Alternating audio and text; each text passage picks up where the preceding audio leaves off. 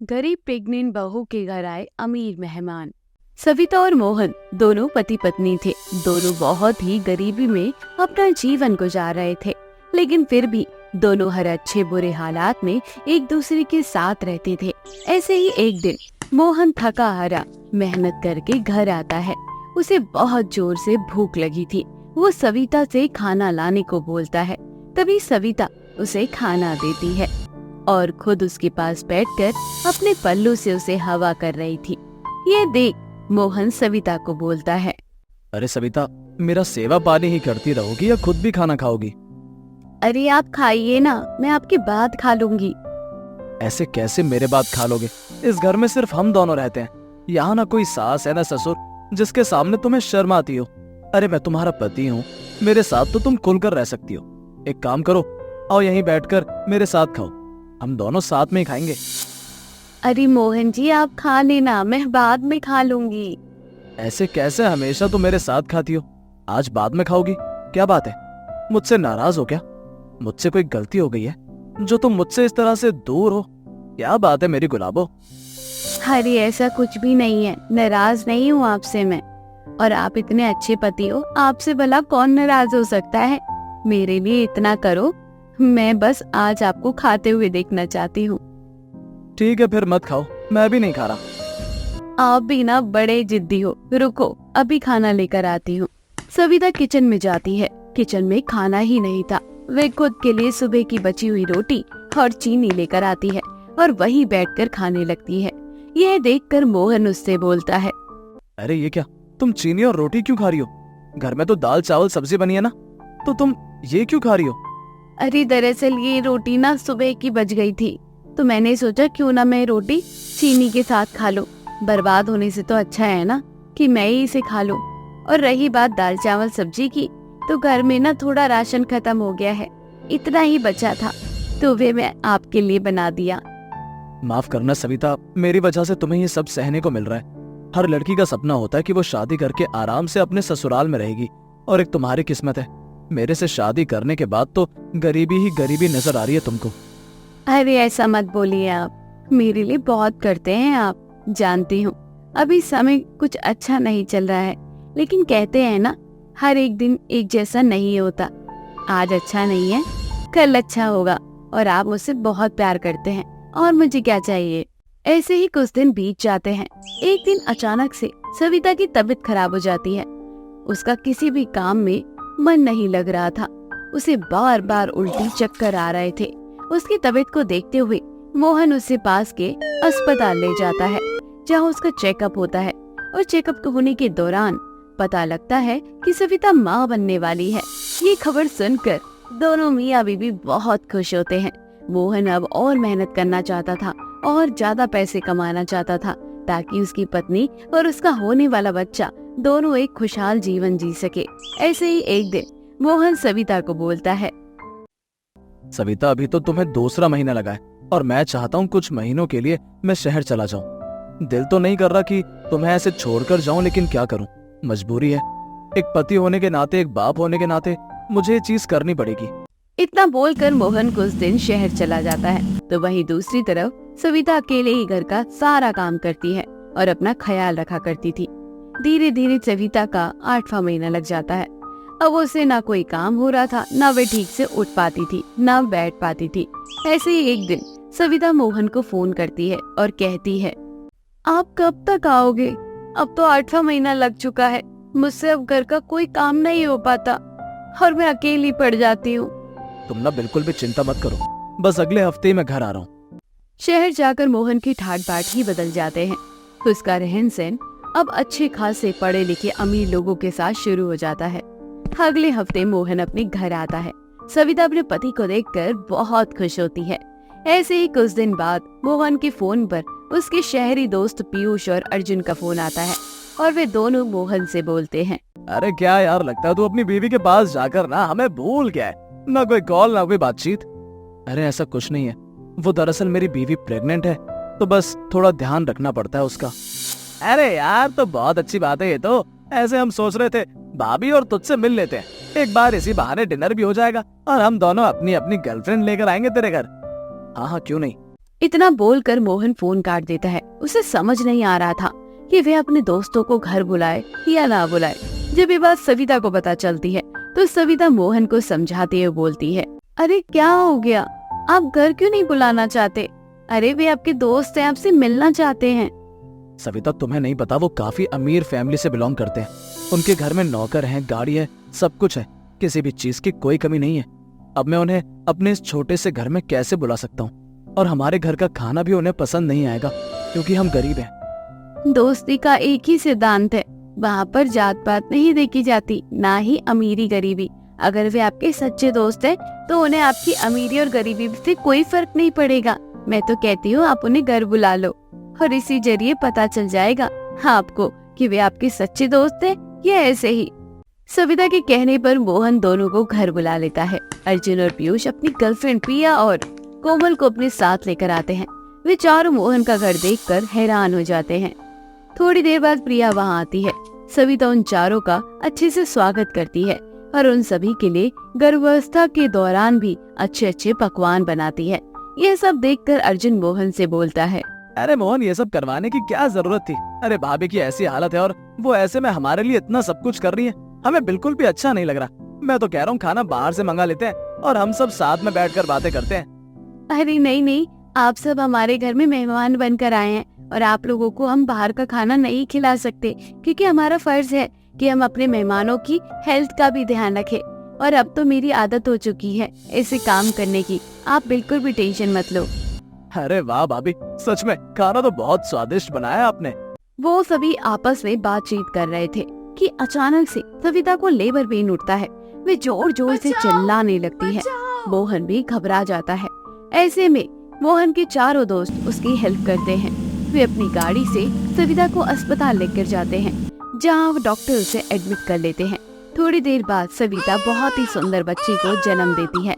सभी लोग बहुत खुश होते हैं।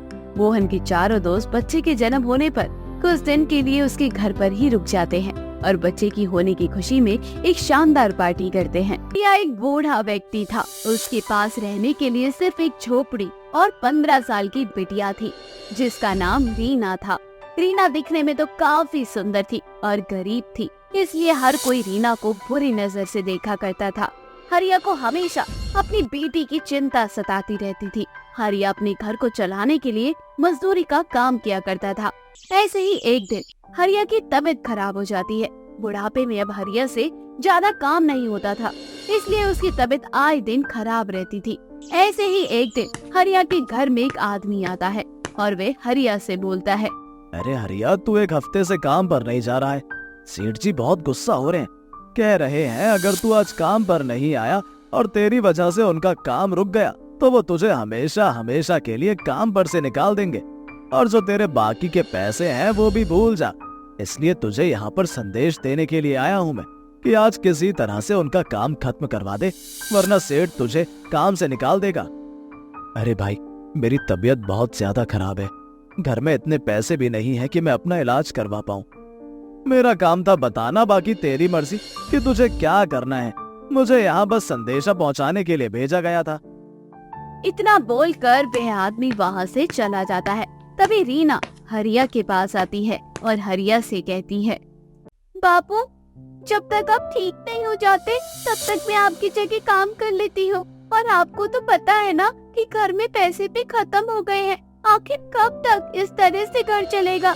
और आप ना मेरी चिंता बिल्कुल भी मत करो, मैं घर का काम करके समय से मजदूरी करने के लिए चली जाऊंगी।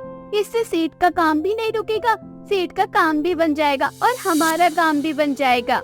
अरे नहीं मेरी बच्ची, तू अभी बहुत छोटी है और मैं नहीं चाहता कि तू इतनी सी छोटी उम्र में ये मेहनत मजदूरी का काम करे।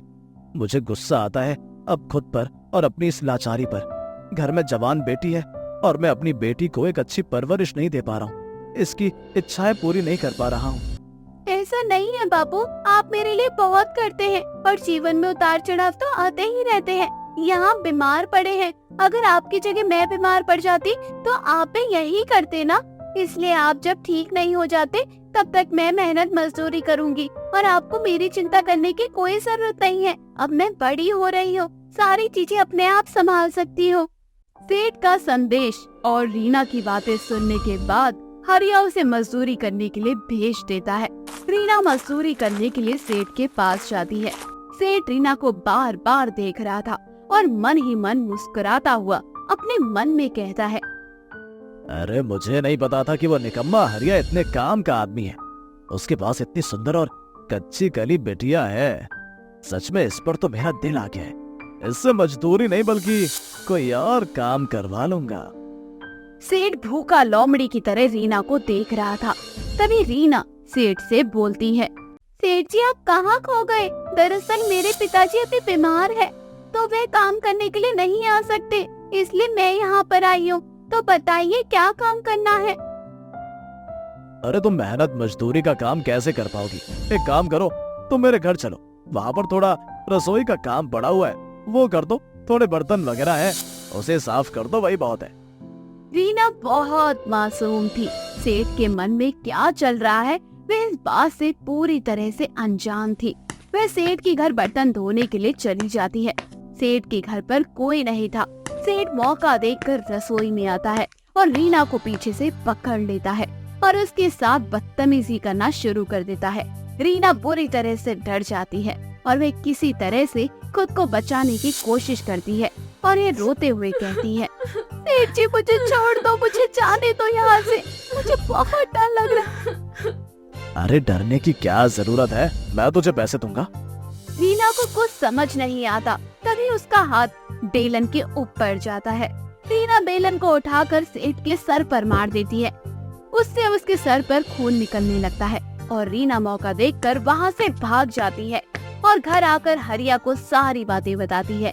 जिसके बाद हरिया कहता है, अब से तुझे कहीं नहीं जाना होगा, जो होगा जैसा होगा मैं ही अकेले संभाल लूंगा। मैं गरीब हूँ, बुरा हो चुका हूँ, लाचार हूँ, आखिर किस किस से लड़ूंगा तेरे लिए। इसलिए घर के अंदर रह और मौका देखकर मैं तेरी शादी कर दूंगा।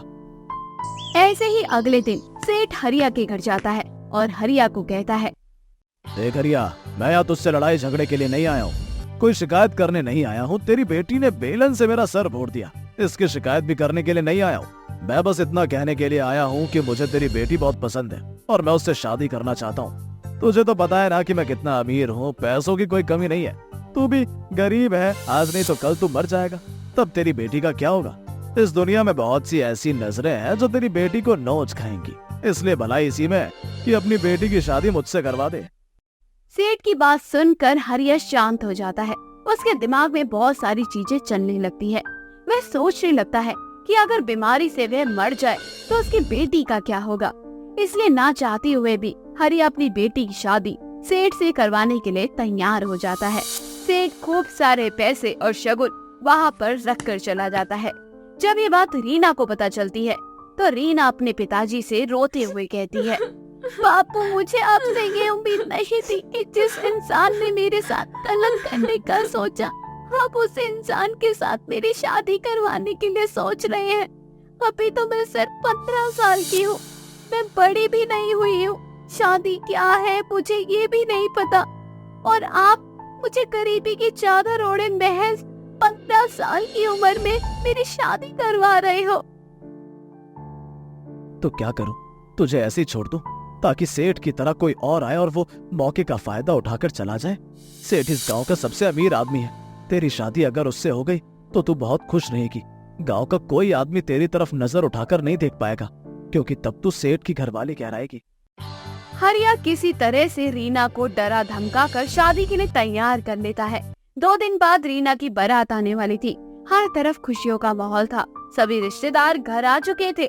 रीना मौका देखकर घर से भाग जाती है। वह किसी तरह से एक एनजीओ में पहुंच जाती है, जहां पर एक एनजीओ चलाने वाली सहायकर्ता जिसका नाम आशा था, उसे वह सारी बातें बताती है। आशा अपने साथ महिला आयोग को लेकर और पुलिस को लेकर हरिया के घर जाती है और सेठ को गिरफ्तार करवा लेती है। रीना की बहादुरी से रीना की जिंदगी बच जाती है और वे महिला आयोग में एनजीओ के साथ जुड़कर सिलाई, कढ़ाई और बहुत सारी चीजें सीखने लगती है जो उसे भविष्य में काम आती हैं।